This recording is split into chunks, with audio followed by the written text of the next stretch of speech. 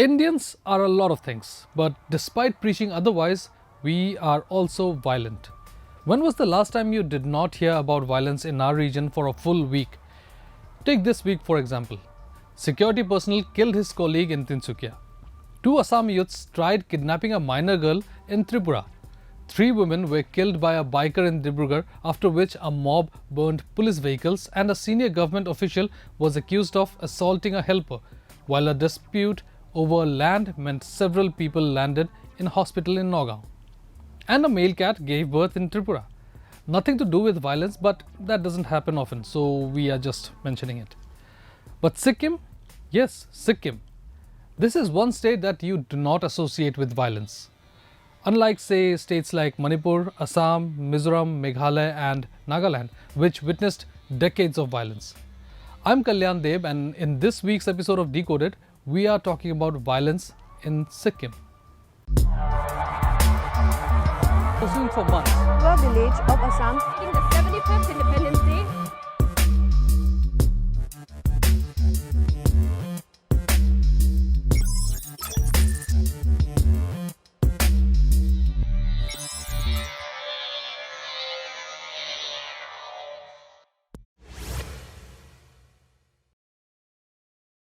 Sikkim has mostly been peaceful, and one could argue that the state has made the most progress in the northeast. As per this 2021 report, Sikkim's per capita gross state domestic product is about 4.86 lakh rupees, roughly 3 times the national average. Delhi ranked behind Sikkim and Goa in terms of per capita income, according to the Economic Survey of Delhi 2021-2022. It is a tourist haven and also one of the states in India where tourists arrive throughout the year. But wow, what a start it has witnessed in 2023. Just as Assam and several other states in India were starting their Bihu celebrations, the January one, guys, not the one this week, that one Supreme Court verdict catapulted the state into national headlines, and for once, it was for all the wrong reasons. First, as always, facts, people, facts. You know those decades-old matters that come to haunt you all of a sudden? No, we are not talking about your ex. We are talking about something that actually matters.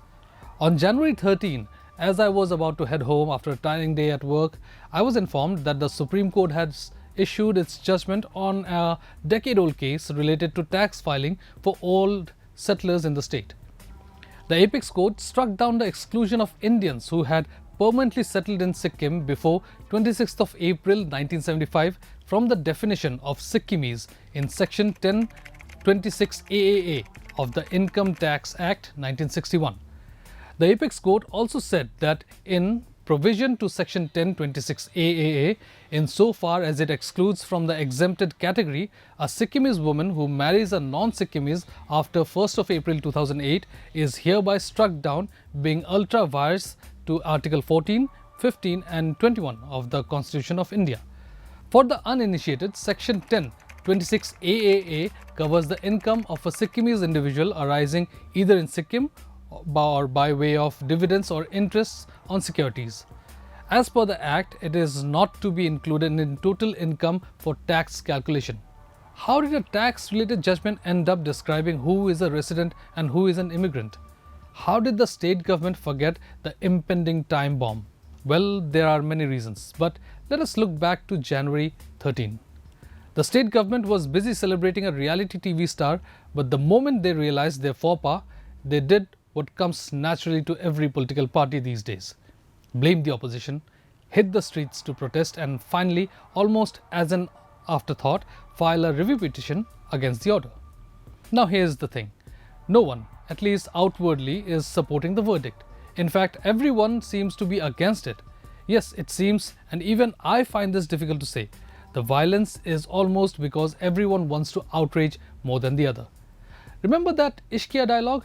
Tumhara ishq ishq, hamara ishq sex? That is Sikkim right now. After a couple of weeks of protests and statements and counter-statements, Sikkim Chief Minister Prem Singh Tamang on February 2nd said his government has filed a review petition in Supreme Court with a prayer for correction of its inadvertent mention of the Sikkimese Nepali community as foreigners. But the violence has, of course, not stopped. Last week, in one of the saddest scenes to emerge from the Himalayan state, a civil rights activist was beaten black and blue because they were about to take out a march while the police almost watched helplessly. The Sikkim violence, however, is unlikely to be the last chapter.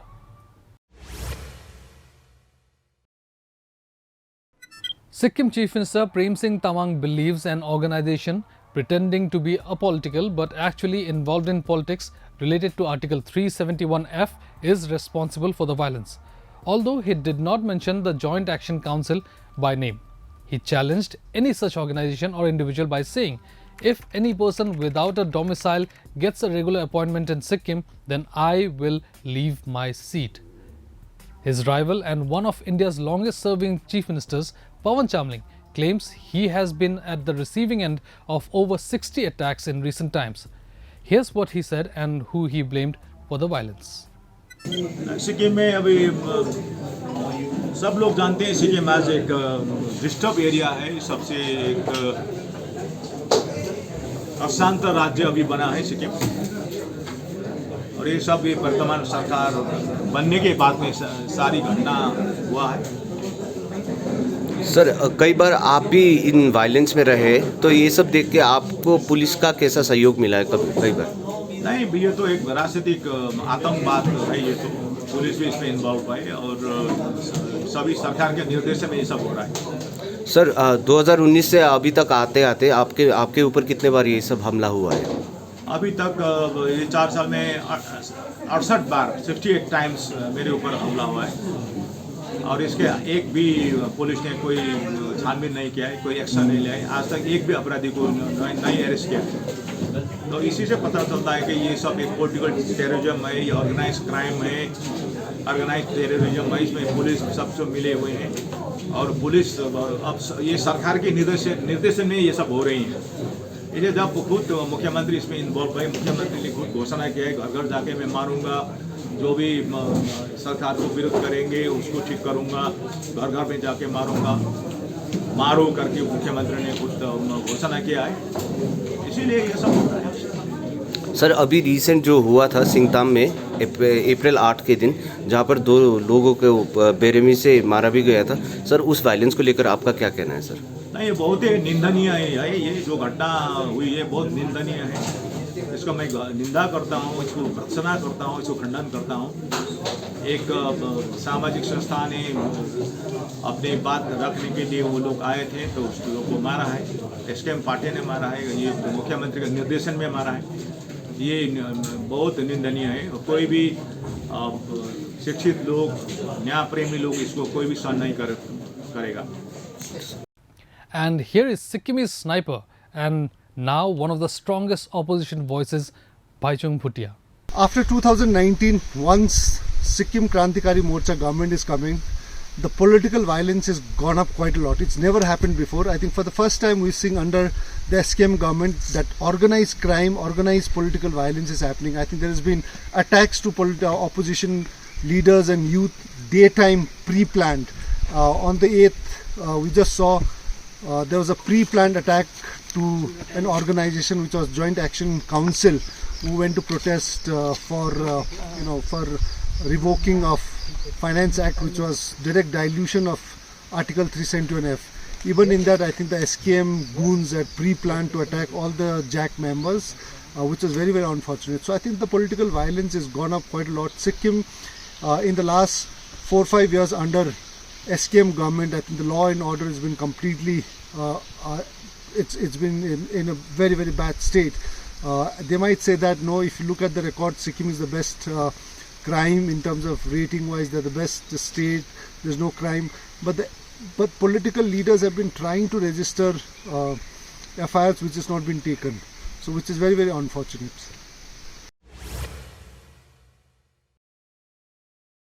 Now, of course, they will blame the government for the violence. We, of course, know that one party cannot create or sustain violence. But the truth is, no matter who you blame or point your finger at, the thing is, Sikkim is now witnessing what the rest of India and almost all of the Northeast has been seeing for a few years now. In the Northeast, every state that went to elections witnessed violence. Meghalaya in 2022 as well witnessed multiple rounds of violence. Tripura witnessed political violence before, during and after elections. And stone pelting became almost a common affair in Nagaland in the run-up to elections. Sikkim goes to elections next year, and right now there are several issues that have people on the edge. People like Bhaichung Bhutia have repeatedly batted. See what we did there? Batted for inner lighting permit. And who knows, the state might demand NRC too, because why not? The stakes are high and the BJP and SKM will do everything to retain power. But Bhutia and Chamling smell blood, and for good reason. When stakes are high, violence is a necessary byproduct. Maybe people will come to their senses and stop fighting. But hell, when have we ever been so smart to not become pawns at the hands of those in power?